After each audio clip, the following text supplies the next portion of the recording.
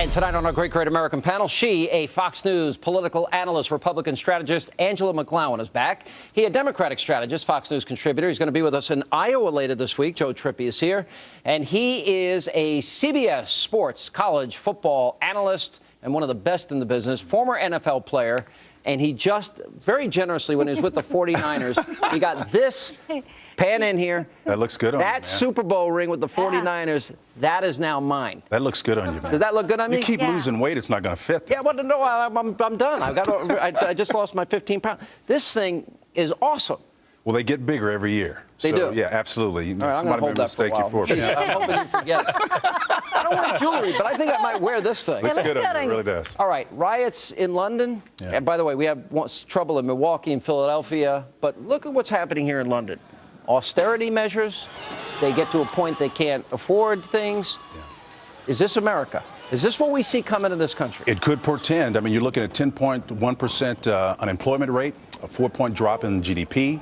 You combine that with the kind of catalytic event of someone getting shot that's unarmed, as it turns out, as we know, and that is a volatile mix, and it's problematic to be sure. And I think what probably complicates a little bit more is the fact that there is a distinct class system there in Great Britain in particular. You have the stratification of classes, and with that, all those incendiary factors come America together. When half pays taxes and half don't. Well, there's not a big difference, and that's the whole point I'm trying to make. We're getting to a point now where this is... The bottom line here that's sad in America, when you have politicians that play the race card, race baiting and class warfare in politics, and say that the Republicans are the rich white people and they're trying to hide their money from you and you poor black folks, when at the end of the day with government programs, I say that welfare's moved certain people from the southern plantation to the federal plantation. Of some of the rioters actually saying that, you know, we're showing the rich people. Exactly. And I'm thinking, this is what we've been hearing from the president about people in private jets, rich don't pay their fair share, all the class warfare. But that gap, the fact is the gap between the rich and the rest of America is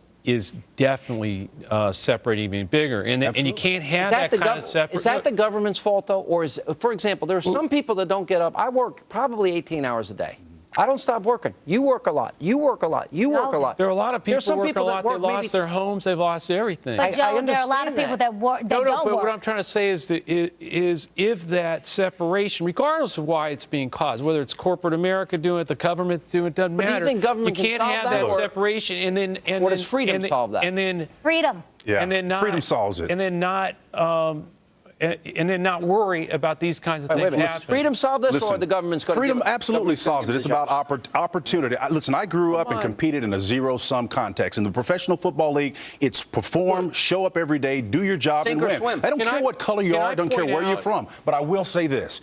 He who gets behind in a race must forever remain behind or run faster than the person in front of him. And that doesn't suggest anything untoward about the person that's trying to strive. Know your context that you're operating and competing in and work harder. That's the bottom line. Vendors and politicians that want your vote, and there you go.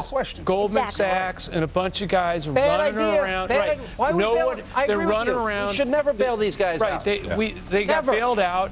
And there's a bunch of people who lost their homes, and no one's done a thing, and no one's in jail for doing what the hell they did. Obama did the auto bailout. Like Franklin Raines and Jamie Gerlich and all these people that made tens of millions of dollars of Freddie and Fannie. And there are plenty of people, both parties and on Wall Street, but Obama kept doing the stimulus including the rating agencies, including the S&P and a bunch of other people. Your buddy Al Gore loses his mind, and we're going to play that tape more of the Great American panel after the break. Don't forget, tomorrow night, Mitt Romney will join us. We'll continue.